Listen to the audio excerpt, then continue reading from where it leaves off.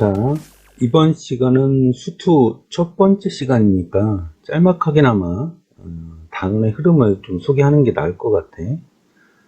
자, 1단원은 지금 보고 있는 함수의 극한과 연속이라는 거고, 자, 2단원은 여러분들 많이 들어봤던 미분이라는 걸 배워요. 그리고 3단원이 미분의 역과정인 적분이야. 이게 이제 그 수학 2의 단원 구성인데, 중간고사 시험 범위는 이 미분한 중간 범위까지 나가게 될 거야. 이 미분은 이제 다시 중단은 두 개로 나눠지는데, 첫 번째가 이제 미분계수와 도함수라는 것이고, 두 번째가 도함수의 활용이야. 도함수의 활용.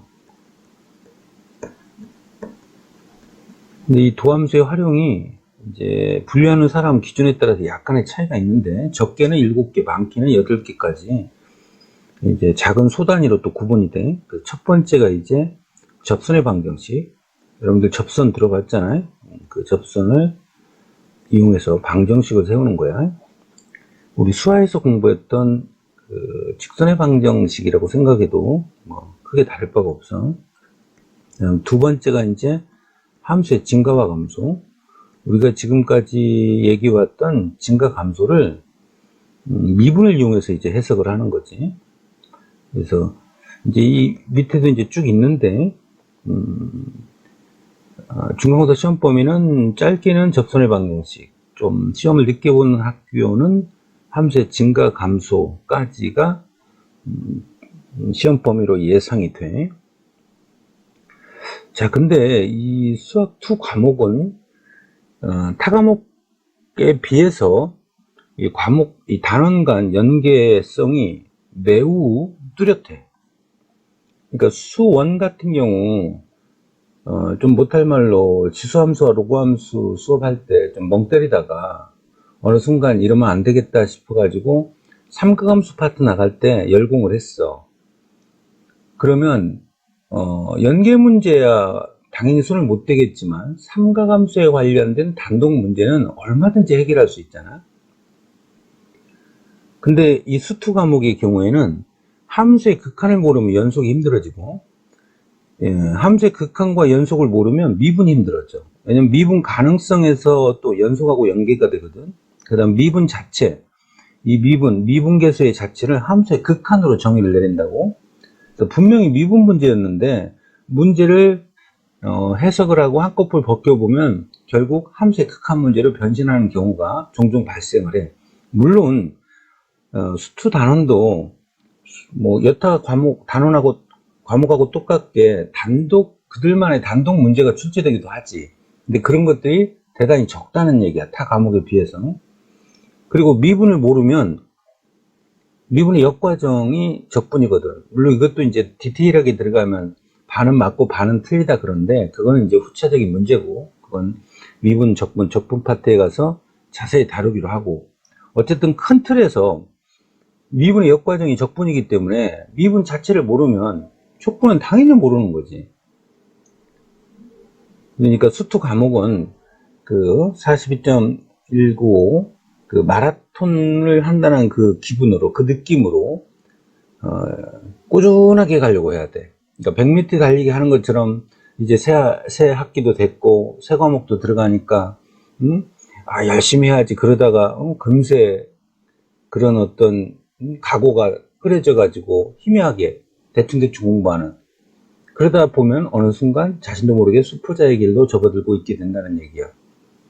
그러니까 쌤 지금 한 얘기를 그냥 가볍게만, 또는 뭐 꼰대의 뭐 잔소리다 이런 정도로만 치부할 게 아니라 잘 새겨 듣길 바래요. 자, 그럼 함수의 극한에서 용어의 뜻부터 한번 살펴봅시다. 우리가 함수가 무슨 말인지는 다 알잖아. 그리고 이 극한이라는 말도 사실 알게 모르게 일상생활에서 많이 듣고 사용했던 용어죠.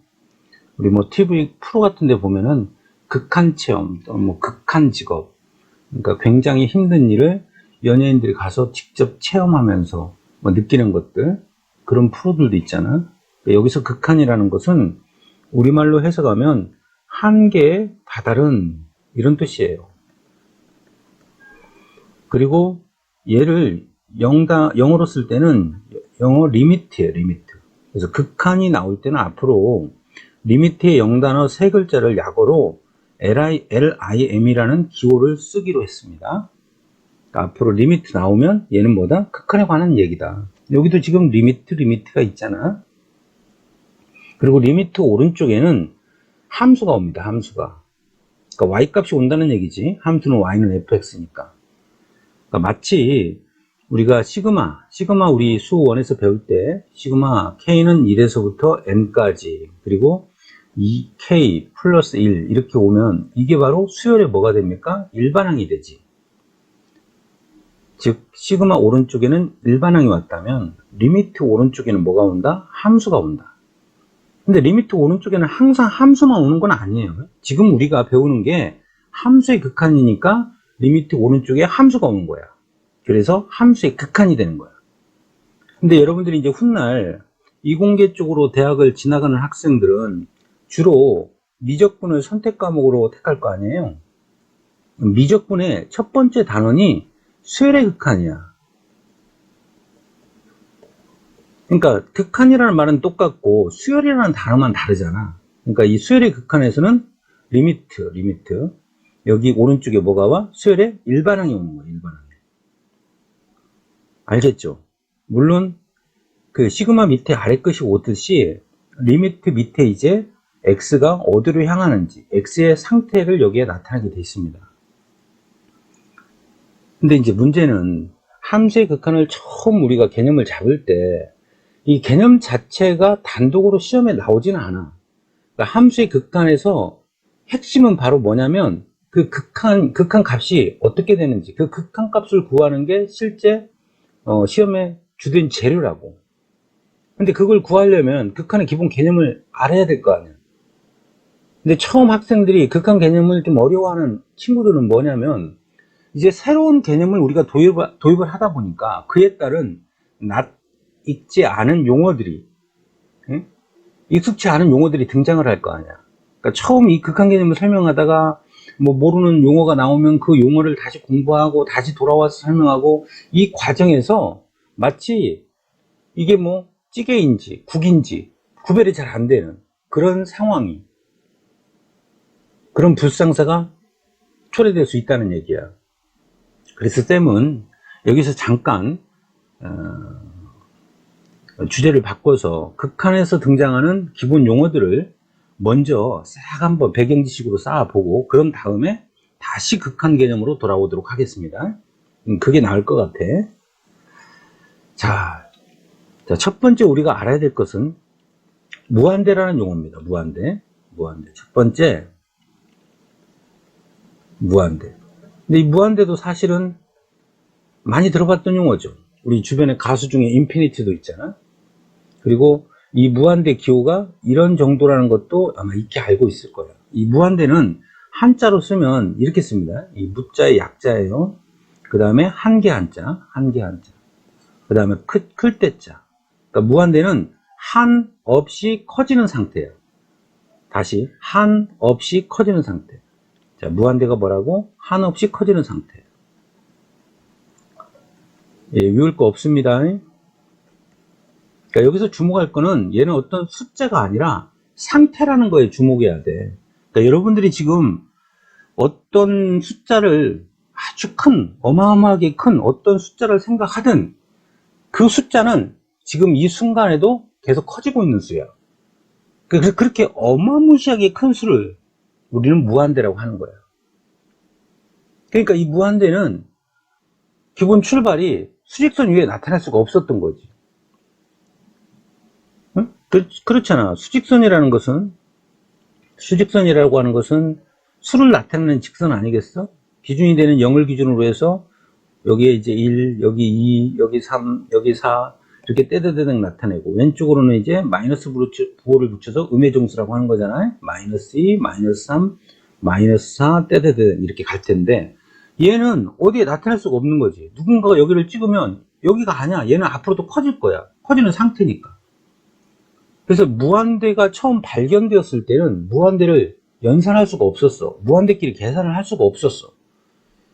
그러니까 여러분들이 어떤 수의 체계에서 수를 배우고 나면 항상 수들끼리 더하거나 빼거나 곱하거나 나누거나 이런 과정을 거쳤잖아.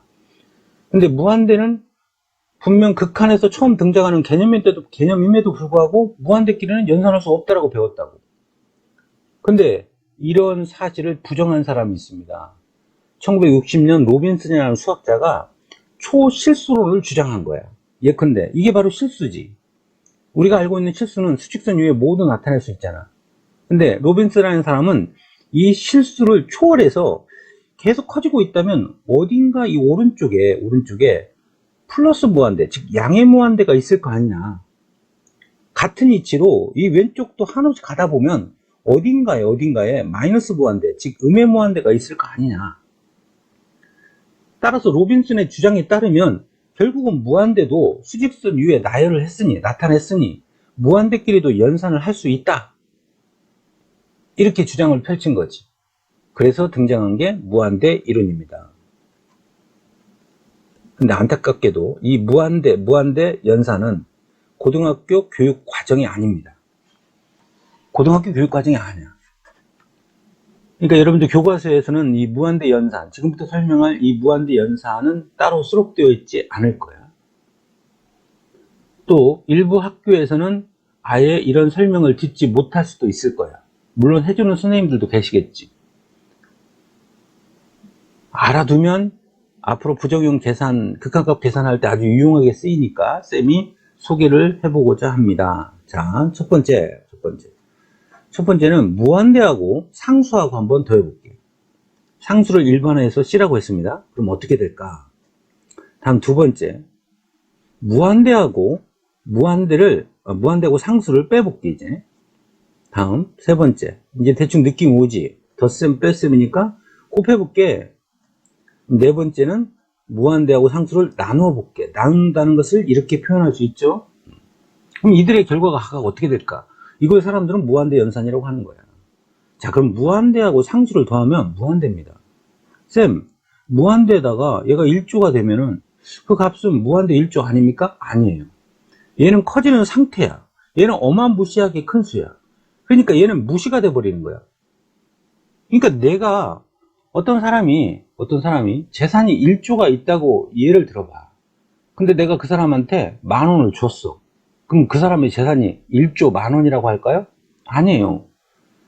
1조에 비하면 10,000원은 보잘것없는 숫자야. 그게 무시가 돼버리는 거야. 그냥 그래도 1조야, 1조.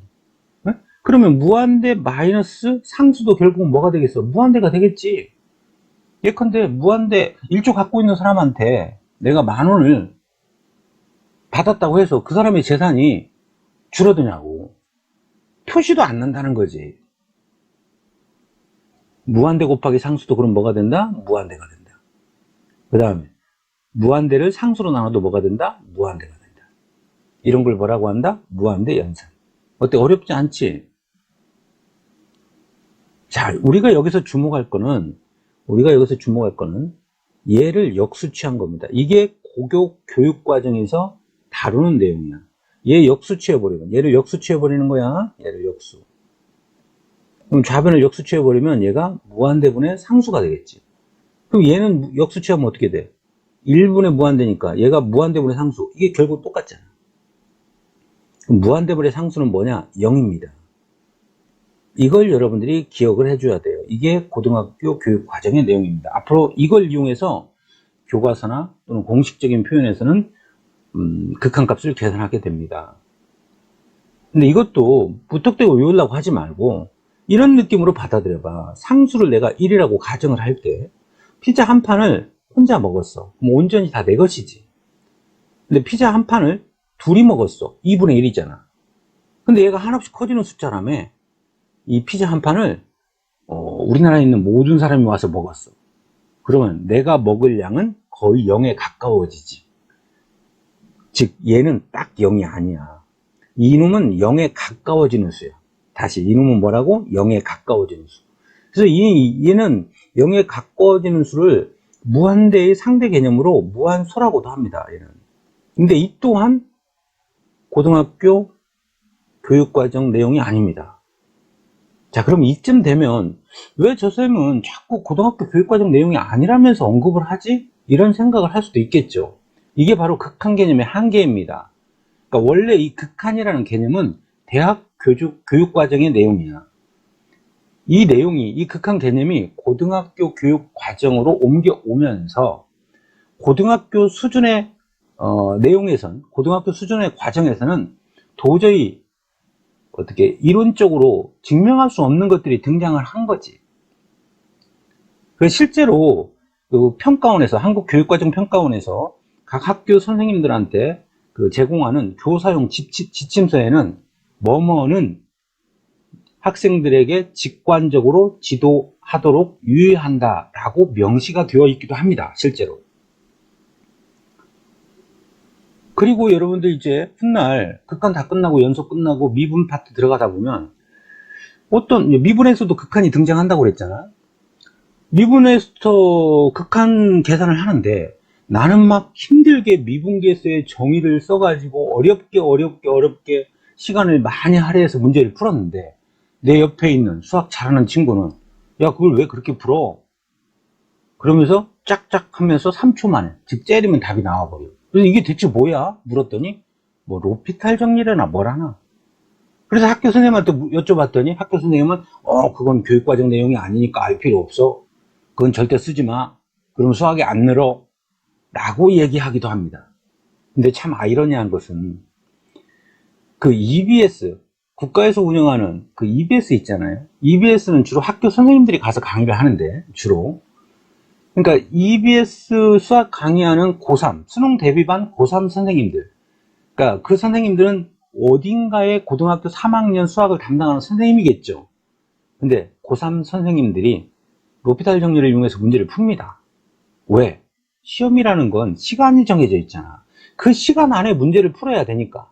소위 21번, 29번, 30번이라고 하는 준킬러 또는 킬러형 문제를 풀기 위해서 시간을 절약해야 되니까 로피탈 정리 씁니다. 또 이제 우리 곧 이어서 극한의 성질을 공부할 텐데 극한의 성질, 고등학교 교육과정에서 증명 불가합니다. 여러분들 책에 있는 건 증명이 아니에요. 특정 숫자를 가지고서 예시를 해놓고 봐, 이렇게 되잖아 라고 보여주는 거야. 그건 증명이라고 할 수가 없죠. 이와 같이 극한은 원래 대학 교육 과정이기 때문에 고등학교 교육 과정에서 설명하는 데 한계가 있습니다. 그래서 때로는 이 극한을 직관적으로 바라보는 것도 필요하고, 때로는 교육 과정이 아닐지라도 우리가 극한 문제를 좀 더 쉽게 해결하는 데 있어서 도움이 된다면 받아들일 준비가, 마음의 준비, 마음의 자세가 되어 있어야 돼. 그러니까 알아두도록 합니다. 자, 그럼 이번에는 무한대와 상수끼리가 아니라 무한대와 무한대끼리 더하거나 빼거나 곱하거나 나눴을 때 이때는 어떻게 되는지 한번 살펴봅시다. 자, 무한대 더하기 무한대는 즉 한없이 커지고 있는 놈과 한없이 커지고 있는 놈을 더하면 그냥 한없이 커지는 거예요. 여기서 조심해야 될 게, 우리가 보통 a 더하기 a는 2a라고 하잖아. 그리고 루트 2 더하기 루트 2, 이때 우리가 루트 2는 문자 취급해 가지고 2 루트 2라고 중3 때 배웠잖아요. 이런 걸 생각을 해서 무한대 더하기 무한대를 2무한대라고 하면 안 된다는 얘기지. 얘는 숫자의 개념이 아니라는 거지. 그러니까 로빈슨이 초실수론을 이용해서 우리가 무한대 연산의 느낌으로 가는 거지, 우리가 알고 있던 일반적인 사칙 연산의 개념하고는 완전 다른 거야. 그러니까 한없이 커지고 있는 놈과 한없이 커지고 있는 놈을 더하니까 한없이 커지고 있는 거고, 그럼 얘도 한없이 커지고 있는 놈과 한없이 커지고 있는 놈을 곱하면은 한없이 그냥 커지는 거야.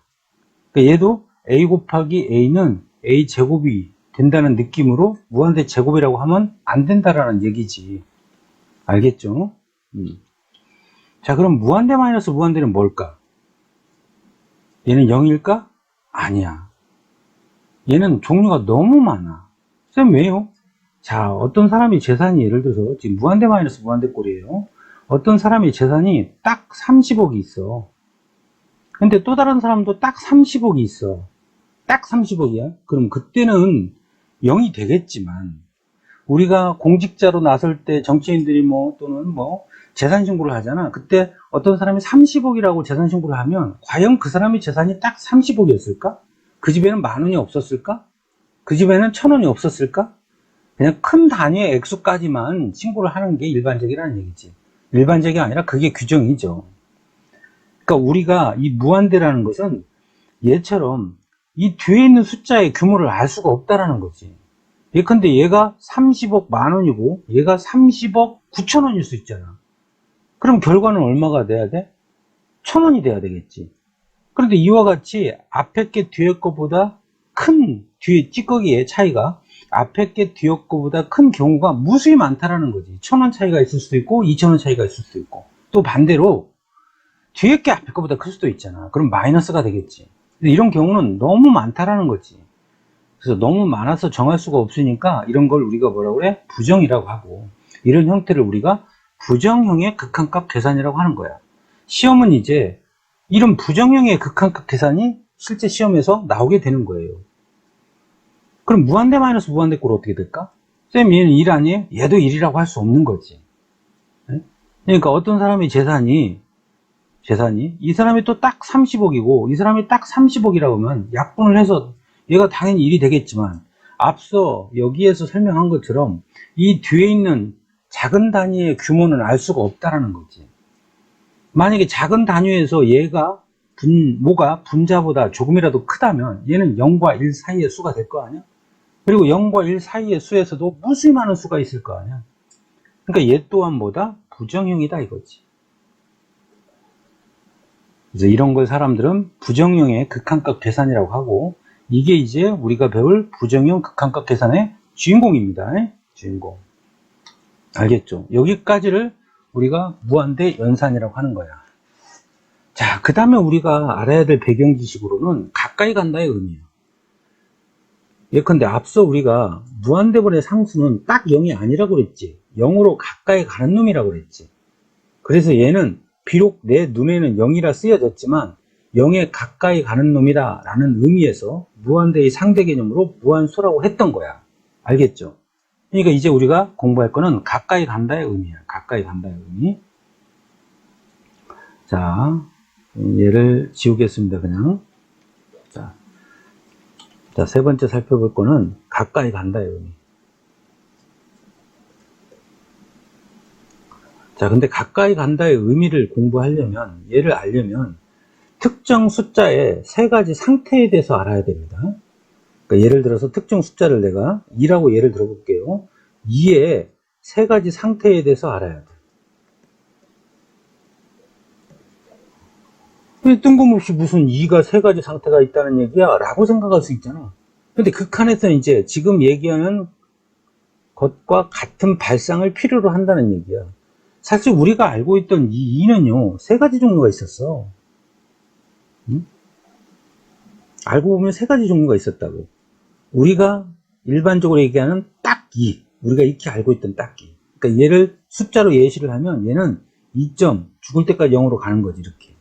이걸 우리는 그동안 딱 2라고 표현했던 거야.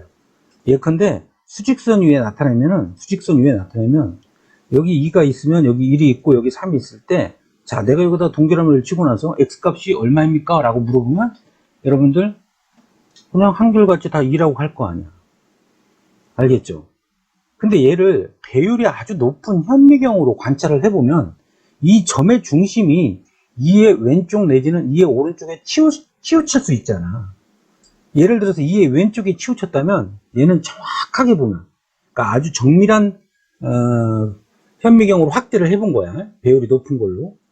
그랬더니 2보다 작은 2가 있을 수 있다라는 거지. 그러니까 얘를 예시로 들면 이런 경우겠지. 1점 죽을 만큼 9. 계속 9로 가는 거지. 죽을 때까지 9가 가면 우리가 이걸 1.9 이렇게 얘기 안 하잖아. 그냥 2라고 얘기하는 거지. 그럼 상대적으로 2보다 큰 2도 있겠죠. 2보다 큰 2. 2보다 큰 2는 2점 죽을 만큼 0 간 다음에 1, 이런 경우를 얘기하겠지. 그러니까 2보다 쥐할 만큼 오른쪽에 있는 2를 우리는 2보다 큰 2라고 하는 거야. 그리고 극한에서는 얘를 다음과 같은 기호로 나타냅니다. 자, 얘는 그냥 딱 2니까 2라고 쓰는데 2보다 작은 2는 이렇게 씁니다. 이렇게. 읽을 때는 그냥 2 마이너스 또는 2마라고 합니다. 하지만 이 마이너스는 우리가 알고 있던 사칙 연산의 뺄셈과 다른 개념이야. 2의 상태를 얘기하는 거야. 어떤 상태? 2보다 작은 2였다는 거지. 그럼 얘는 어떻게 나타나겠어? 2풀이라고 나타나겠지? 자, 이제 어느 정도 준비 운동이 끝났어요. 자, 이제 본격적으로 함수의 극한에 대해서 살펴보도록 하겠습니다. 자, 쌤이 예를 한번 들어볼게요. 자, 어떤 함수의 그래프가, 이런 함수의 그래프가 있어요. 이게 x축이고 이게 y축이야. 자, 그리고 함수의 그래프가 이런 함수가 있어요. 자, 지금 어떤 함수입니까? y는 x제곱이라는 함수죠. 자, 이때 x가 한없이 커지는 거야. 왜? 오른쪽에 무한대가 있다며. 어딘가에 무한대가 살고 있다며. 누가? 로빈슨이. 그러니까 x가 한없이 커지는 거야. 자, 이걸 내가 글로 표현하면 이렇게 쓸 수 있겠죠. x가 한없이 커질 때. 자, 극한 시작했습니다. x가 한없이 커질 때. 자, 함수에서 x의 상대는 누굽니까? y죠. x의 짝꿍은 y잖아. 그러니까 우리의 관심사는 x가 한없이 커질 때 y야 너는 어디로 가니? y가 어디로 가는지 궁금한 거야. 이때 y는 이 그래프를 졸졸졸 따라가면 됩니다. 네? 이 그래프를 졸졸 따라가면 목적지가 나오는 거야. 우리가 어디를 갈 때 차가 도로를 졸졸졸 따라가면 목적지가 나오잖아. 그렇듯이 y값은 그래프를 졸졸졸 따라갑니다. 자, 갑니다. x가 한없이 커질 때 y를 졸졸졸 갔더니 오라 천장을 뚫고 한없이도 가지. 아, x가 한없이 커질 때 y도 한없이 커지네. y도 한없이 커진다. 자, 이제 얘를 수학적 기호로 한번 바꿔볼게요. x가 한없이 커질 때, 이 한없이 커진다는 것을 우리는 앞에서 한없이 커지는 상태, 즉 무한대라고 얘기했어. 그러니까 얘도 무한대가 되겠지. 그러니까 이제부터 얘를 다음과 같이 표시합니다. x가 한없이 커질 때, 다른 말로 x가 무한대로 가까이 갈 때. 아, 쌤, 이제부터 이 화살표를 가까이 간다라고 읽어요? 네. 다시 x가 무한대로 가까이 갈 때. 다시 x가 무한대로 가까이 갈 때. 자, x가 무한대로 가까이 갈 때 y는 어디로 가까이 갔어요? 무한대로 가까이 갔지, 얘도. y도 무한대로 가까이 갔다. 또는 y도 한없이 커졌다. 자, 그런데 이런 표현보다는 실제 시험에서는 다음과 같은 기호를 이용해서 나타냅니다. 우리 아까 극한이라고 했지. 극한은 기호를 뭘 사용했어? 리미트를 사용했잖아. 그리고 리미트 밑에는 x가 어디로 가는지를 쓴다고 그랬잖아. 오른쪽에는 함수가 오고. 자, 갑니다. 리미트 밑에다가 x가 무한대로 가까이 갈 때 오른쪽에 뭘 쓴다? 함수. 그러니까 여기다가는 fx라고 써도 되고, 지금 fx가 뭐야? x제곱이지. x제곱. 그리고 그러니까 등호의 왼쪽은 x의 변화 상태를 쓰는 거야, 기호로. 그리고 등호의 오른쪽은 y야 너 어디로 가니? 어디로 갔어? 무한대로 갔지. 알겠어요? 그러니까 얘하고 같은 표현인 거야. 그리고 시험에는 주로 얘가 나온다는 거지. 자, 이번에는 양의 무한대로 가는 게 아니라 음의 무한대로 한번 가볼까요? 그럼 얘를 기호로 어떻게 나타내야 되겠어? 리미트 x가 마이너스 무한대로 가까이 갈 때 어떤 함수의 그래프에서? x제곱 함수의 그래프에서. 우리의 관심사항은 뭐다? y야 너는 어디로 가니? 자, 갑니다. y값은 그래프를 줄줄 따라가면 된다. 어라 얘도 천장 뚫고 올라가네. 아, 얘도 플러스 무한대로 갑니다. 얘도 계속 커지고 얘도 계속 커지는 거야. 특별히 이 둘을 우리는 발산이라고 합니다. 뭐라고? 발산. 이런 경우를 우리는 무한대로 발산한다. 즉 양의 무한대로 발산한다. 선생님, 왜 이런 말들이 또 등장을 했어요? 이 무한대는 여러분들이 지금 어떤 숫자를 상상을 하든 현재 상상하고 있는 이 순간에도 커지고 있는 거잖아. 그래서 상태라는 표현을 쓰고 있는 거잖아. 그러니까 어떤 특정 값이라고 얘기할 수가 없는 거야. 그러니까 이럴 때 우리는 이 산자가 바로 뭐야? 흩어질 산자지. 어떤 특정한 놈을 뭐라고 칭하지 못하니까 계속 마치 우리 젊음을 발산한다는 느낌으로, 젊음을 발산한다. 그런 표현으로 얘는 무한대로 발산한다는 표현을 쓰기로 우리가 약속을 한 거야. 어디에서? 극한에서. 자, 그럼 발산의 반대 개념인 수렴도 있겠죠. 수렴은 뭐야? 우리가 일상생활에서 의견을 수렴한다는 표현을 쓰잖아. 예컨대 어떤 안건에 대해서 다양한 의견이 나왔을 때 우리는 회의, 토론을 통해서 하나의 의견으로 모으죠. 그걸 우리가 의견을 수렴한다라고 하지. 그러니까 그런 수렴은 어떤 경우를 얘기하는지, 즉 발산의 상대 개념인 수렴을 한번 알아보자 이겁니다. 자, 그래프를 한번 이 그래프에서 그대로 쓸게요. 그냥. 자, 여기 2가 있어. 2가 x가 2가 있어요. 자, x가 2야 여기. 그럼 y 값은 얼마가 되겠어? x에다 2 집어넣으니까 얘가 4가 되겠지. 됐죠? 자, 이때 내가 x가 2보다 작은 이에서 이쪽으로 한번 가볼게. 다시 x가 2보다 작은 쪽에서 이쪽으로. 다시 x가 2보다 작은 이에서 이쪽으로. 다시 x가 2보다 작은 이에서 이쪽으로. 자, 그러면 쟤를 이렇게 쓸 수 있겠죠? 리미트 x가 2보다 작은 이에서 2로 가까이 갈 때. 우리 아까 2의 상태 공부했잖아. 이때 x제곱 함수 y값 fx라고 써도 되고 y라고 써도 됩니다. 왜? 함수 y는 fx니까. 또는 그냥 x제곱이라고 써도 돼. 등호하고 오른쪽에 바로 보다 y가 어디로 가는지를 쓰면 된다고 그랬어. 자, 따라가 봅니다. 자, x가 2로 가까이 갈 때 y는 그래프를 졸졸 따라갔더니 어라 어디로 가까이 갑니까? 4로 가까이 가지. 이런 경우를 우리는 4에 수렴했다라고 하는 거야. 왜? 얘는 딱 4잖아. 하나로 모아졌잖아. 알겠어요? 그리고 이 4를 x가 2보다 작은 2에서의 극한 값이라고 해. 근데 이름이 너무 길잖아. 그래서 앞으로 우리는 이들을 다음과 같이 표현합니다. 너를 이렇게 불러. x가 2에서의 좌극한 또는 좌극한 값이라고 합니다. 이게 극한 값이니까 얘가 바로 왼쪽에서 가까이 가는 거잖아. 왼쪽.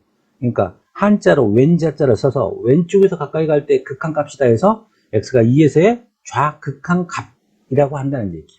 알겠어요? 그러면 이제는 오른쪽 2보다 큰 쪽, 2보다 큰 2에서 2로 가까이 갈 때도 있겠지. 그럼 이 경우에는 다음과 같이 표시하면 되겠네. 리미트 x가 2보다 큰 2에서 2로 가까이 갈 때 fx야 y야 너는 어디로 가까이 가니? 자, 화살표 졸졸 따라가 볼까요? x가 2로 가까이 갈 때 x가 2보다 큰 쪽에서 2로 가까이 갈 때 y는 위에서부터 내려와야 되겠지. 얘가 오른쪽에서 오니까 얘도 위에서부터 졸졸 따라갑니다. y야 너 어디로 가까이? 4로 가까이 가네. 아, 너의 극한값도 4구나. 그럼 얘는 뭐라고 표시하겠어요? x가 2에서의 오른쪽에서 가까이 가니까 우극한 값이라고 얘기하겠지. 다시 뭐라고? x가 2에서의 우극한 값. 자, 새로운 용어 또 등장했어요. 좌극한, 우극한. 즉 좌극한은 왼쪽에서 가까이 갈 때, 우극한은 오른쪽에서 가까이 갈 때. 앞으로 이런 표현이 있으면 뭐라고 읽습니까? x 이퀄 2에서의 좌극한 값. 얘는 x가 2에서의 우극한 값. 이 식 자체는 x 이퀄 2에서의 우극한. 이 식은 x 이퀄 2에서의 좌극한. 어때? 알겠죠? 처음이니까 낯설어서 아직 익숙치 않으니까 좀 생소하니까 어렵게 느껴지는 사람도 있을 거야. 이런 학생들은 몇 번 연습을 해봐요. 몇 번 연습을 하다 보면 이건 뭐 약속인데 이렇게 부르자고 약속한 건데 이게 어려울 게 뭐가 있어. 자, 시험은 여기서 한 문제가 나올 수 있습니다. 학교 내신에서는 여기서 한 문제가 나올 수 있어. 뭐가 시험에 나오느냐? 자, 극한값이 존재할 조건이라고 나옵니다. 즉 극한값의 존재 조건, 극한값의 존재 조건, 극한값의 존재 조건. 자, 극한값의 존재 조건을 다루기 전에 한 가지 예시를 한번 더 들어볼게요. 자, 얘를 지우고 하나의 예를 더 들어보겠습니다. 자, 얘도 그냥 지우겠습니다. 의미 없는 거니까 이제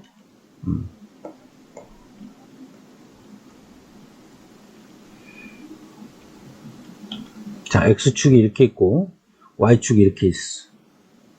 이제 함수의 그래프가 다음과 같습니다. 이렇게 가다가 여기서 끊어져 버렸어요. 그래프가 끊어졌습니다.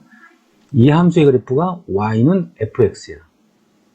그리고 여기를 2라고 했을 때 얘의 함수값은 여기에서의 함수값은 2고 여기에서의 함수값은 3이라고 가정을 하겠습니다. 여기까지 됐죠? 자, 그러면 x가 2보다 작은 2에서 2로 가까이 갈 때, 다른 말로 x 이퀄 2에서의 좌극한 값은 얼마입니까? 왼쪽에서 가까이 갈 때 y 값은 이렇게 따라가야 되겠죠? 어디로 가까이 갑니까? 3으로 가까이 가지. 즉 얘를 기호로 쓰면 리미트 x가 2에서의 좌극한 값은 얼마입니까? 3입니다. 이해 가죠? 자, 이번에는 x가 2에서의 우극한 값을 조사해 볼게요. x가 2보다 큰 쪽에서 2로 가까이 갈 때, 즉 x가 2보다 큰 2에서 2로 가까이 갈 때 함수 fx, 너 y는 어디로 가니? 자, 얘를 따라와야 되겠죠? y 어디로 갑니까? 2로 가까이 갑니다. 2로 가까이 가. 자, 그러면 여기서 하나 묻겠습니다. x 이퀄 2에서의 극한값이 얼마입니까? 이 함수는 2에서의 극한값이 얼마야? 아까는 둘 다 왼쪽에서 오른쪽에서 올 때 똑같았잖아. 예를 들어서 얘가 4라고 한다면 왼쪽에서 갈 때하고 오른쪽에서 가까이 갈 때 값이 똑같았잖아. 그러니까 고민할 필요가 없었지만 지금은 3이라고 하자니 2가 울고 2라고 하자니 3이 울고 이럴 때는 우리가 극한값이 존재하지 않는다고 합니다. 얘는 극한값이 존재하지 않는다. 그 얘기는 극한값이 존재하기 위한 조건은 반드시 좌극한과 우극한이 뭐여야 된다? 같아야 된다. 극한값의 존재 조건은 좌극한과 또는 좌극한 값과 우극한이 뭐 해야 된다? 같아야 된다. 이와 같이 좌극한과 우극한이 같을 때 하나요. 같을 때 하나요. 우리는 이 식을 두 번 나눠서 쓰지 않고 다음과 같이 줄였습니다. 이렇게. 즉 2의 상태를 따로 명시하지 않는다는 거지. 딱 2로만 쓴다는 거예요. 어차피 2에서 왼쪽에서 갔을 때나 오른쪽에서 가까이 갔을 때나 어차피 값이 똑같아지니까 하나로 줄여 쓴다 이겁니다. 알겠어요? 그래서 앞으로 극한식을 보면은 어떤 것은 여기 플러스가 없는 거, 마이너스가 없는 것도 있고 어떤 것들은 이와 같이 있는 것들이 등장을 하는 거야. 그러면 이 플러스 마이너스가 없다는 얘기는 뭐야?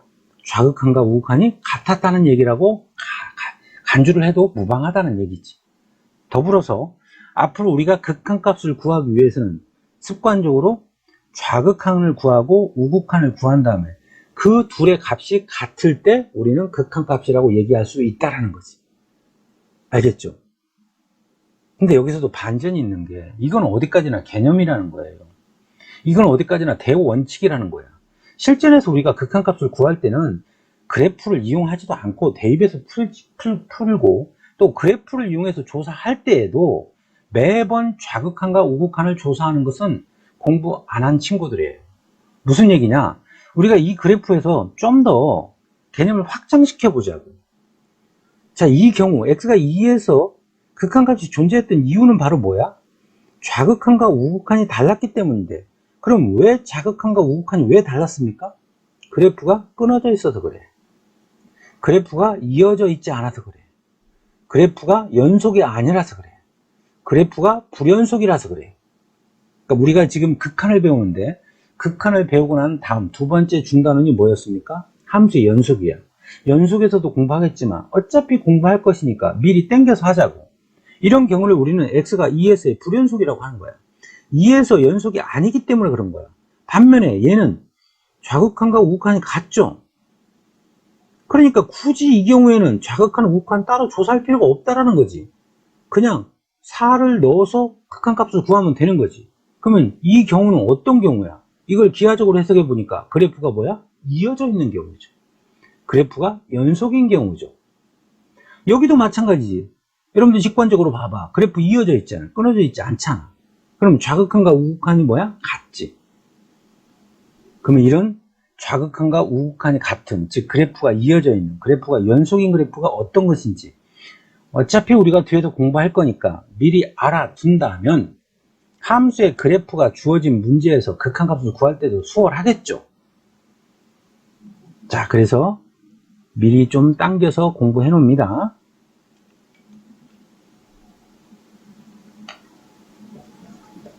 자, 대표적인 연소감수와 불연소감수. 얘는 암기해 두는 게 좋습니다. 자, 쌤 강의를 이제 처음 듣는 학생들은, 어떤 선생님들은 수학은 이해다 암기하지 말라는데 왜 이 선생님은 자꾸 암기하라고 하지? 예, 수학은 기본적으로 이해를 바탕으로 하는 거예요. 그런데 우리 목표인 시험은 학교 내신이 됐던 수능이 됐던 시험은 시간에 제약이 있어. 그러니까 여러분들 주변에 1등급인 아이들, 수학 잘하는 아이들을 보면요. 매 문제를 풀 때마다 개념, 원리를 이용해서 문제가 푸는 게 아니야. 그 개념 공부는 평상시 하는 거야. 그리고 그 개념을 통해서, 그 원리를 통해서 만들어진 공식이라든가 어떤 결과물은 암기가 되어 있는 거야.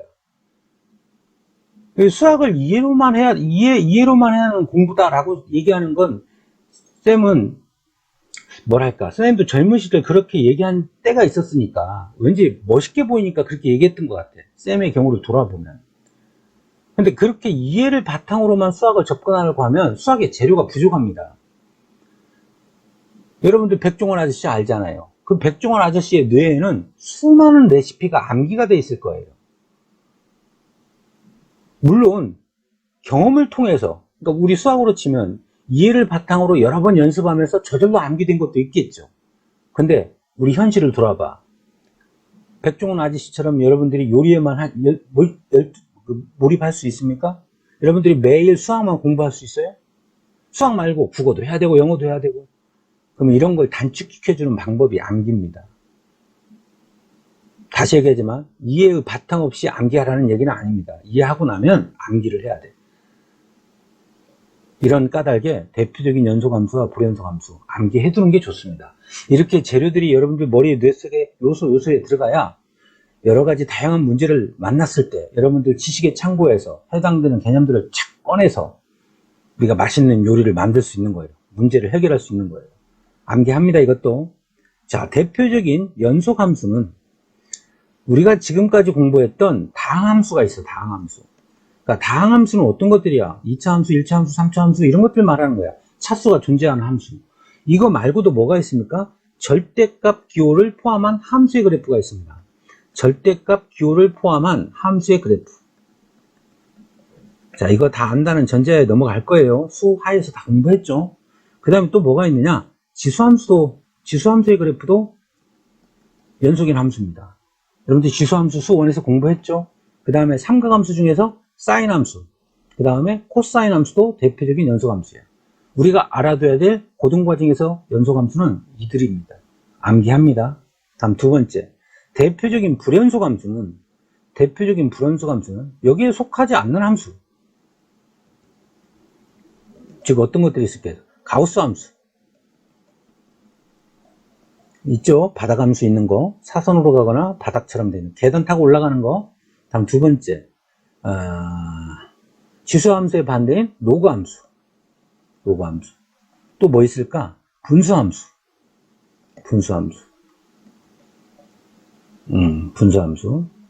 그 다음에 무리함수도 정의역에서만 연속입니다. 그 다음에 삼각함수 중에서는 탄젠트 x도 바로 대표적인 불연속함수에 들어갑니다. 그렇다고 해서 이 함수가 모든 구간에서 불연속인 건 아니야. 정의역에서만 연속이고 정의역이 아닌 곳에서는 불연속입니다. 좀 더 자세한 얘기는 우리 중단원 두 번째 함수의 연속에서 좀 더 자세히 다루기로 하고, 지금 쌤이 소개하고자 하는 것은 지금 이 파트예요, 이 파트. 그러니까 어떤 함수가 리미트 x가 2로 가까이 갈 때 x세제곱 플러스 2x 플러스 5에 이 극한값을 조사해라 그러면 굳이 좌극한 우극한 조사할 필요가 없다고. 왜? 함수의 그래프가 뭐야? 당함수야. 얘는 실제로 그려보면 이렇게 됩니다. 그러니까 x값이 어디를 잡던 간에 구간 안에서 얘는 연속일 수밖에 없으니까, 예를 들어서 이게 x가 2라고 한다면 필연적으로 좌극한과 우극한이 같을 것이니까 번거롭게 2에서의 좌극한, 2에서의 우극한 구할 것이 아니라 그냥 2를 대입해서 답을 구하게 되어 있습니다. 알겠습니까? 자, 이제 극한 개념이 다 끝났어요. 이제 여러분들이 이 내용을 읽으면 이게 무슨 말인지 알 거예요. 이 부분은 따로 설명을 안 했는데, 이 부분은 뭐냐면, 리미트 오른쪽이 상수이면, 그러니까 이런 식으로, 리미트 x가 2로 가까이 갈 때 여기가 3이야, 3. 그럼 얘는 무조건 3입니다. x가 뭐가 됐든 간에. 그도 그럴 것이, 이 3이라는 건 이게 함수니까, x축, y축이 있을 때 y가 3이잖아, y가 3. 그럼 어디를 잡든 간에, 좌극한, 우극한 조사해봤자 얘는 어디로 갑니까, y값이? 3으로 가까이 갈 수밖에 없는 거지. 이건 조금만 생각해보면 알 수 있는 겁니다. 얘도 그럼 이해가죠? 얘는 x가 무한대로 갈 때네. x가 무한대로 가까이 갈 때. x가 무한대로 가까이 갈 때 이 y값은 어디로 가까이 갑니까? 0으로 가까이 가죠. 0. 이게 y는 x분의 2 이런 꼴이 돼야만이 그래프가 나옵니다. 이게 정분선의 교점이 돼야 돼요. 자, 얘도 뭐 읽어보면 그대로 이해가지. 이것도 얘는 특정 값으로 가까이 갈 때지. 예를 들어서 얘가 2라고 한다면 x가 2로 가까이 갈 때 y는 어디로 가까이 갑니까? 양의 무한대로 발산하고, x가 2에서의 좌극한 왼쪽에서 가까이 갈 때 y는 어디로 가까이 갑니까? 얘 또한 양의 무한대로 가고, 반대로 얘는 음의 무한대로 발산한다는 얘기지. 음의 무한대로 발산. 그러니까 이 발산하는 경우도 극한값이 존재하지 않는 경우야. 그러니까 극한값이 존재하는 경우는 오로지 뭐다? 수렴하는 경우에 해당됐다. 알겠죠? 뭐 얘도 읽어보면 다 이해 갈 거야, 이제. 자, 이제부터 문제가 등장을 했는데, 자, 함수의 그래프를 이용하여 극한값을 구하래. 자, 근데 쌤이 여기서 한 가지 첨언하고 싶은 얘기는, 이 책을 쓴 저자의 의도, 그 다음에 이제 여러분들 교과서에도 이런 형태로 내용 구성이 되어 있을 거야. 함수의 그래프를 이용해서 직접 극한값을 구하도록. 근데 이미 선행을 한 학생들은 지금 쌤의 얘기에 격한 공감을 하겠지만 아무런 의미 없습니다. 지금 이거 문제 풀어봤자. 그러니까 쌤은 얘를 할 필요가 없다, 이 말을 하고 싶은 거예요. 왜냐면 우리가 극한값 계산은 그래프를 이용해서 푸는 건 나중에 미적분 들어가서 그 등비술의 극한값 계산, 그것도 이제 밑을 모를 때, 그것이 만나는 교점하고 연계되었을 때, 그럴 때 하나여 그래프를 그리는 것이지, 일반적인 함수의 그래프는, 일반적인 함수의 극한값은 다 대입해서 풉니다. 그리고 이제 그런 극한값을 구하는 방법들을 우리가 이제 무한대분의 무한대꼴, 0분의 0꼴, 0 곱하기 무한대꼴, 무한대 마이너스 무한대꼴이라고 하는 것이고, 바로 그 부분이 시험에 나오는 거라고 그랬어요. 특히 이제 쌤이 뭐 귀찮아서 지금 넘어가려고 하는 게 아니라, 지금 이런 건 그나마도 괜찮은데, 지금 이런 그래프는 이거 함부로 여러분들 분수함수 그래프라고 하면 안 돼. 분수함수 그래프는 분자 분모에 특히 분모의 차수가 1차일 때 말하는 거예요. 근데 얘는 전개은 몇 차야? 2차. 그래서 이런 그래프는 아직 여러분들이 진짜 그 추론 능력이 있는 학생이 아니고서는 그래프 그리기 힘듭니다. 물론 이제 이런 그래프는 그릴 수 있겠지. 그러니까 이런 그래프는 얘를 이렇게 해석할 수 있잖아. 리미트 x가 0으로 가까이 갈 때 얘는 x분의 1의 절대값을 하나, 얘는 똑같지. 그러면 우변 전체에 절대값이 붙어 있는 거니까 일단 x분의 1의 그래프를 그리면 되잖아. x분의 1의 그래프가 이렇게 되지, 이렇게. 우변 전체에 절대값이 붙어 있으니까 x축 아래를 뭐야? 접어 올리면 돼. 그러니까 이 함수의 그래프는 이거야, 이거. 이때 x가 0으로 가까이 가려면, 그러면 0에서 우극한 무한대, 그 다음에 0에서의 좌극한 뭐야? 무한대. 그러니까 얘는 극한값이 뭐야? 극한값이라고 하면 안 되지. 그래프 극한을 조사하라고 그랬지. 그러니까 얘는 무한대로 뭐 한다? 발산한다, 이렇게 되는 거야. 근데 누가 이거 이렇게 풉니까? 서로 이런 문제가 나왔다 할지라도 대입해서 푼다고. x에 대해 0 대입하니까 0. 0의 절대값 취해도 0. 0분의 상수가 뭐라고 그랬지? 무한대. 무한대 이론에서 얘기했지. 그리고 실제로 또 이 문제 같은 경우에도 그래프 그리기도 힘들지만 서로 그래프를 못 그린다 하더라도, 그리고 쌤이 100번 양보하여 이게 시험에 나온다 할지라도 얘 대입하면 다 튀어나옵니다. x에다 마이너스 1 대입하면 얘 0, 0의 제곱이니까 0이죠. 0분의 상수. 0분의 상수 뭐라고 그랬어? 무한대. 다만 조심할 건 마이너스가 있잖아. 그러니까 뭐야? 마이너스 무한대가 되겠지. 근데 이 저자의 의도는 그래프를 이용해서 풀으래. 그러니까 지금 우리가 배우는 단원의 주제가 함수의 극한이니까 우리로 하여금, 여러분들로 하여금 직접 함수의 그래프를 그려서 x의 값이 특정 어디로 가까이 갈 때 그 y 값이 어디로 가는지 직관적으로 관찰을 해보라는 거야. 그게 이 저자의 의도입니다. 근데 이게 꼭 필요한 과정이면 쌤이 이걸 꼭 해보라고 하겠는데 시간 낭비야. 그러니까 쌤 믿고 그냥 넘어갑니다. 이런 건 풀지 마세요. 이런 거 괜히 자존감만 떨어집니다. 이것도 넘어가세요. 이 밑에 있는 확인 예제들도 마찬가지겠지. 얘도 넘어가세요. 다 등장합니다. 뒤에서 나올 만한 것들은 다 등장해요. 자, 그럼 이제 좌극한 우극한 나왔네. 근데 이것도 앞에서 쌤이 언급을 했죠. 예를 들어서 이렇게 표시되면 이게 뭐야? x는 2에서의 좌극한, 이렇게 오면 x가 2에서의 우극한. 그러면 읽어보면 이제 무슨 말인지 알 거예요. 그 다음에 이 부분도 내가 언급을 했죠. 어차피 우리 연속을 뒤에서 공부해야 되니까 대표적인 연속함수와 대표적인 불연속함수를 암기해 두라고 그랬죠. 그러니까 여기 지금 유리함수, 얘는 지금 잘못 표현한 것 같아. 가우스 함수, 가우스 기호를 포함한 함수, 이른바 가우스 함수. 그 다음에 무리함수. 그 다음 또 뭐 있었지? 로그 함수. 그 다음에 삼각함수 중에서는 탄젠트 함수. 이 경우에는 정의역에서만 연속이기 때문에 정의역이 설정되지 않은 곳에서는 좌극한과 우극한이 다를 수 있어. 그래서 이럴 경우에는 직접 조사를 해봐야 된다. 근데 여기 있는 절대값 기호를 포함한 함수의 그래프는 연속인 함수입니다. 그러니까 항상 얘는 좌극한과 우극한이 같을 수밖에 없어.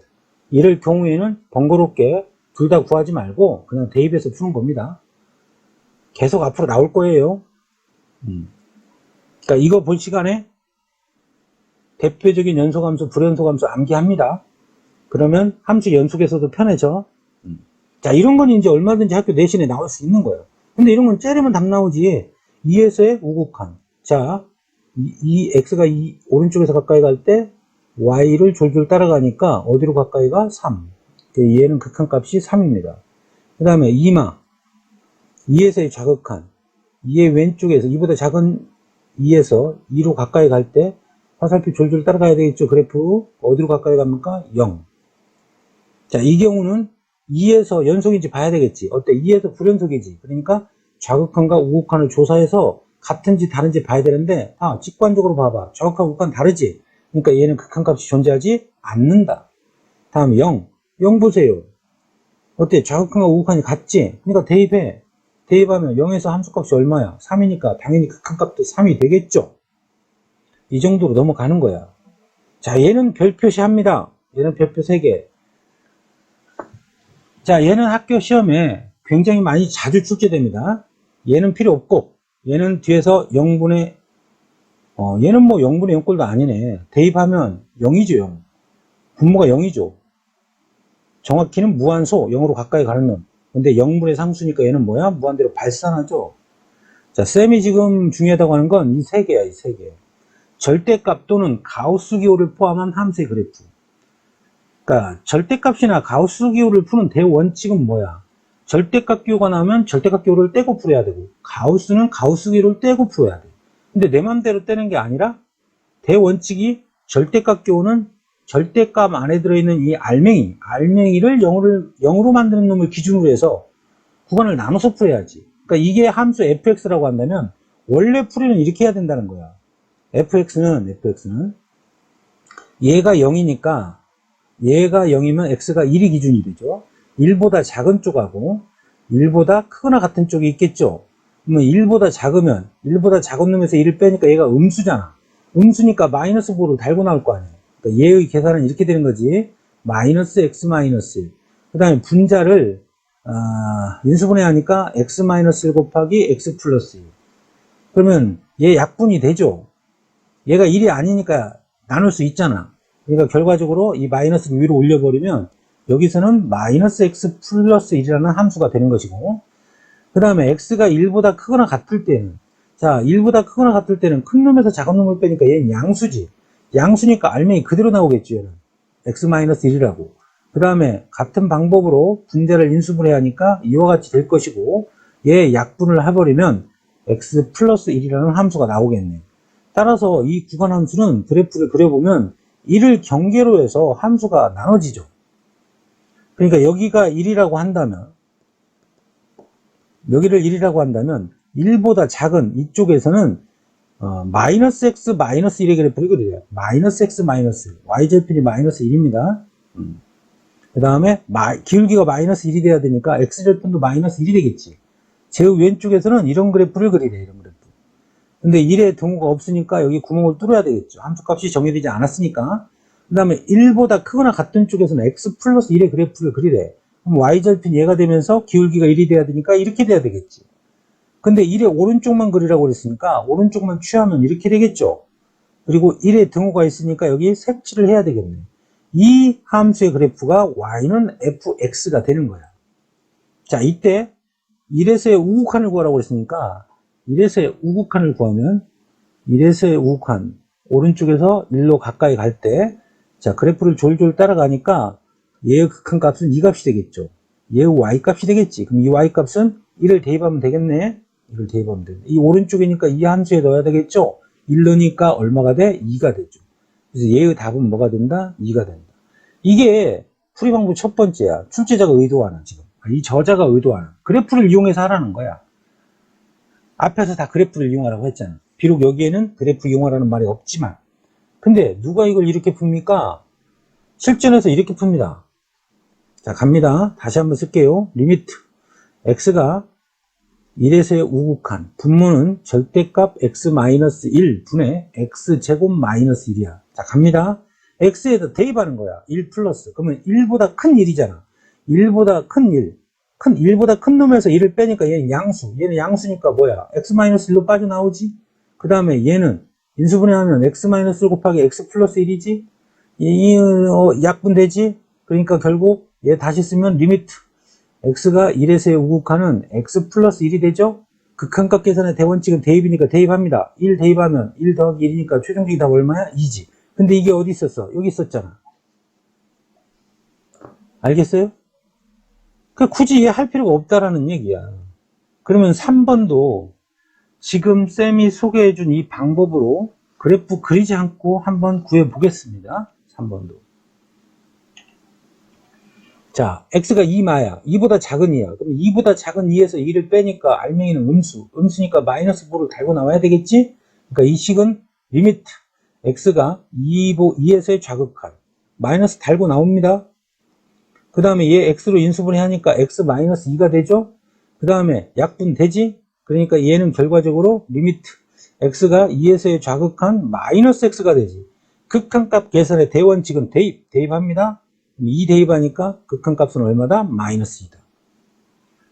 알겠어요? 그 다음에 4번도 가우스 함수의 그래프를 이용해서 풀려면 이거 얼마나 힘들어. 그런 그래프 그리지 않는다니까? 그냥 대입해서 푼다니까? 이것만 알면 돼. 가우스라는 게 알맹이를 넘지 않는 최대 점수. 가우스는 이렇게 항상 문제에서 단서 조건으로 정의를 알려줘. 그러니까 정의 외울 필요 없어. 가우스 해석하는 게 중요한 거지. 그러니까 이거는 가우스를 안다는 전제하에 문제 해설을 하는 거야, 쌤이. 한도 끝도 없이 길어지니까. 자, 근데 여기서 여러분들이 조심해야 될 게 하나 있지. 뭐가? 얘는 이런 생각이 드나 지금? 리미트 x가 0에서의 극한값을 구하라고 했지만 x가 0에서의 좌극한과 두 번째 x가 0에서의 우극한을 따로 분리해서 조사를 해야 되겠군. 이 생각이 들어야 되는데 왜 이렇게 해야 된다는 생각이 들어야 돼? 생각해봐. 이걸 대답할 수 있어야 앞에 개념 공부가 제대로 이해가 된 거야. 그래서 쌤이 개념 설명할 때 이런 얘기 했잖아. 어차피 함수의 연속을 우리는 극한을 배우고 난 다음에 배워야 되니 쌤이 대표적인 연속함수와 대표적인 불연속함수는 알아두자, 암기해두자. 얘가 지금 대표적인 불연속함수잖아, 가우스 함수가.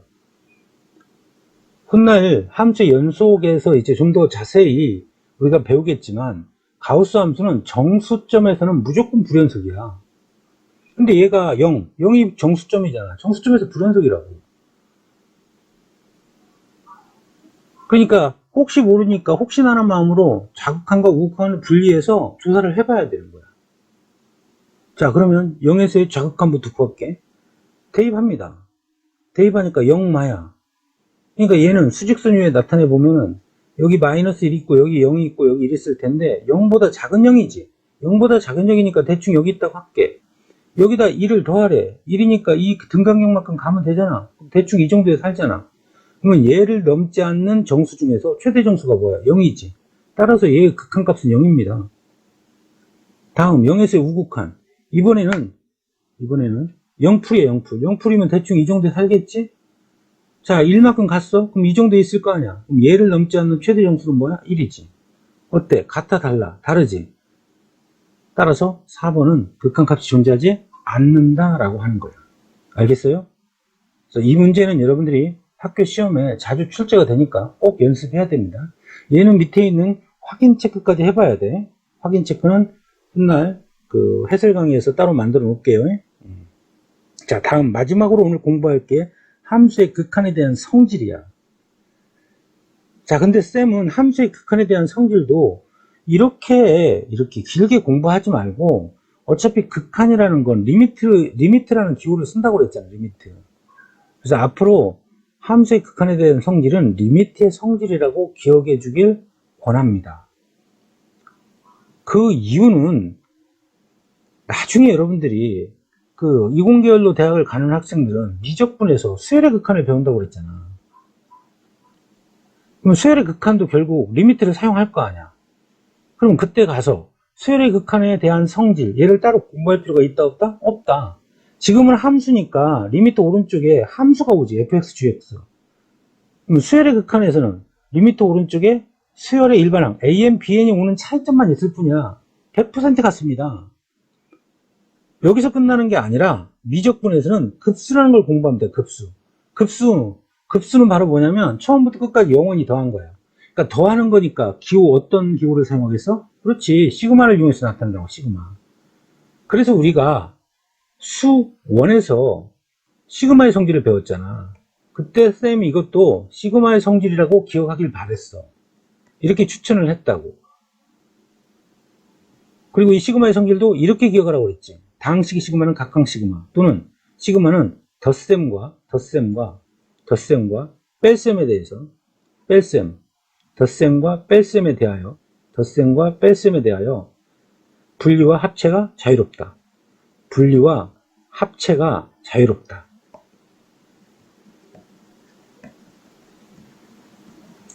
물론 이것도 이제 우리 시그마의 성질, 교과서나 참고서에서는 이렇게 돼 있었겠지. 시그마 K는 1에서부터 N까지, 여기에 AK, 그 다음에 플러스 BK.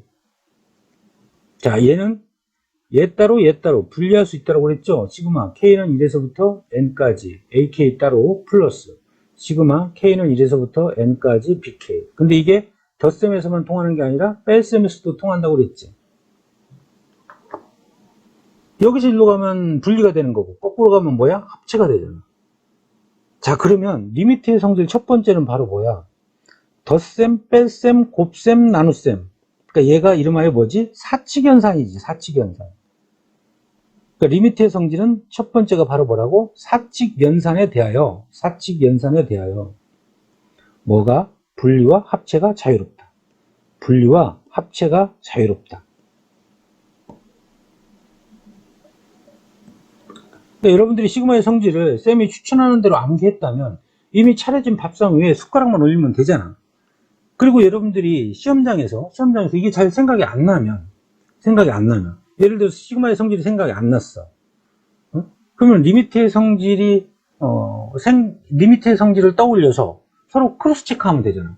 쌤, 저는 이것도 생각 안 났는데요? 아, 그럼 뭐 틀리는 거지. 어쩔 수 없이. 그런 건 쌤한테 뭐 궁금해 할 필요도 없는 거지. 그래도 보험을 하나 드는 거잖아. 서로 크로스 체킹하면 되니까. 그게 지금 여기 있는 거 아니야? 덧셈, 뺄셈, 곱셈, 나눗셈. 네 가지 벌써 끝난 거야. 그리고 수학에서 나눗셈은 반드시 분모가 0이 되면 안 되지. 얘가 지금 분모잖아, 분모. 이건 뭐 당연지사고, 이거는 비단 리미트의 성질에서 등장하는 게 아니라 이건 수학에서 어떤 기본이죠, 기본. 다음 두 번째, 시그마의 성질 두 번째가 바로 뭐였지? 변수 아닌 문자는 상수 취급했잖아. 변수 아닌 문자는 상수 취급했다고, 상수 취급. 그래서 변수 아닌 문자는 상수 취급해서 시그마 앞으로 튀어나갔지. 정확히 튀어나갈 수 있다. 응? 그냥 계산할 때 편할 때도 있으니까 튀어나갈 수 있다. 아, 2번 똑같잖아. 시그마라는 글자를 리미트라는 글자로만 바뀌면 변수 아닌 문자는 상수 취급해서 리미트 앞으로 튀어나갈 수 있다. 여기 있네요. 여기서는 변수가 x잖아. 그런데 k, 물론 여기서는 k를 상수라고 줬지만 k가 아닌 다른 문자가 왔다고 쳐봐. p가 왔다고 쳐봐. 그럼 p는 x가 아니잖아. 그럼 변수 아닌 문자는 상수 취급해서 리미트 앞으로 튀어나갈 수 있다. 여기 나갔네, 튀어나갔네. 알겠죠? 자, 그리고 누군가 쌤, 왜 리미트의 성질 이런 게 성립을 하는지 증명해 주세요 라 한다면 고등학교 교육 과정에서는 증명 불가입니다. 그러니까 고등학교 교육 과정에서 여러분들 교과서나 참고서에 있는 내용은 다음과 같이 설명을 하고 있는 거예요. 예를 들어서 리미트 x가 2로 가까이 갈 때 x제곱 마이너스 2x의 극한값을 구하여라. 얘의 극한값이 얼마이냐. 그럼 얘의 극한값은 얘 따로 즉 리미트 x가 2로 가까이 갈 때 x제곱의 극한값과 그 다음에 마이너스 리미트 x가 2로 가까이 갈 때 2x의 극한값을 조사하나 똑같다라는 거지. 여기 있잖아. 마이너스에 대해서 분류와 합체가 자유롭잖아. 한번 조사해 볼까? 2 넣습니다. 4 마이너스 4니까 좌변 뭡니까? 0이죠. 0에 수렴하잖아. 우변 2 넣으니까 4 빼기 2 넣으니까 4. 우변도 뭡니까? 0이지. 성립하지. 그래서 쌤이 그 도입 부분에서 원래 극한의 개념은 대학 교육 과정인데 고등학교 교육 과정에 넘어오면서 증명이 불가능한 것도 있으니 필요에 따라서 직관적으로 이해할 부분이 있다면 직관적으로 이해하는 게 좋다라는 얘기를 했던 거예요.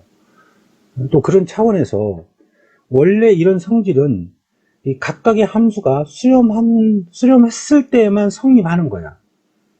그러니까 예전 수능에서는 합답형 문제로 얘를 알아야만 푸는 문제도 등장을 했습니다. 근데 쌤은 처음부터 이런 고민을 하려고 하지 말고 수렴하니까 문제를 냈겠지라는 전제하에 문제를 풀어도 무방하다고요.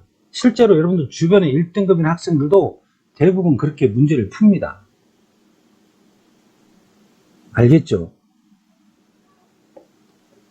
자, 그 다음은 이제 극한값 구하는 방법. 그래서 이걸 이제 쌤은 이런 표현을 쓴 거예요. 극한값 계산에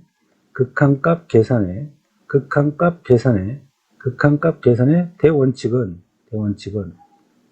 뭐다? 대입이다. 그러니까 앞으로 부정형이 됐건 그 다음에 확정형이 됐건 극한값을 구할 때는 먼저 대입을 해야 돼. 대입을 해야 그놈이 이 극한값은 크게 두 가지가 있어요. 흔히 확정형이라고도 하고 정형이라고도 해. 정해져 있는 형태라는 거야. 즉 부정형에 반대되는 개념이겠지.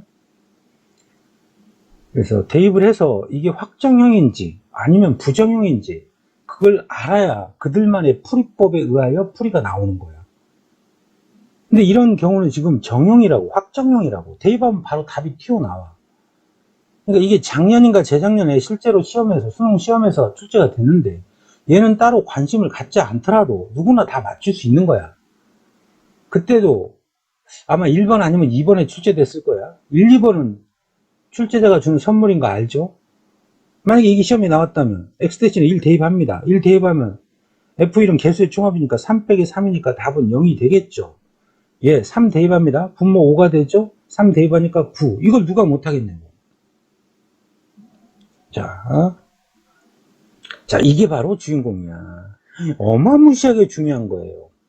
근데 지금 시간이 대충 이제 아마 1시간 10분 거의 다다를 것 같은데, 이제 서서히 집중력이 흐려지는 이 시점에 이 중요한 개념을 설명하기에는 옳은 선택지가 아니죠. 그리고 이 부정형의 극한값 계산은 비단 여기에서만 등장하는 것이 아니라 미분에 가서도 등장하고, 또 훗날 이공계열 학생들은 미적분에서도 등장을 하기 때문에 혹시라도 시간이 지난 다음에 기억에서 지워지면 이 파트만 다시 듣고 싶을 때가 있잖아. 그런데 이 파트가 어느 강의의 일부분으로 들어있으면 그 부분을 찾는 데 시간이 낭비가 되니 쌤이 부정형의 극한값 계산은 각각 따로따로 소분류로 나눠서 4개의 강좌로 만들어서 올리겠습니다. 그래서 시간이 지나더라도 자기 부족한 부분을 필요한 부분만 최대한 시간을 아껴서 듣길 바랍니다. 자, 이 문제도 그렇고 이 다음 문제도 이제 극한의 성질을 이용한 문제, 즉 리미트의 성질을 이용한 문제 풀이인데, 여러분들이 부정형의 극한값 계산을 배우고 나면 좀 더 쉬운 풀이가 나올 수 있으니까 지금 여기서 이 문제에 대한 해설 강의를 하기보다는 부정형의 극한값 계산을 다 끝내고 그때 다양한 풀이로 만나보기로 하겠어요. 자, 오늘 첫 수업 대단히 수고했어요.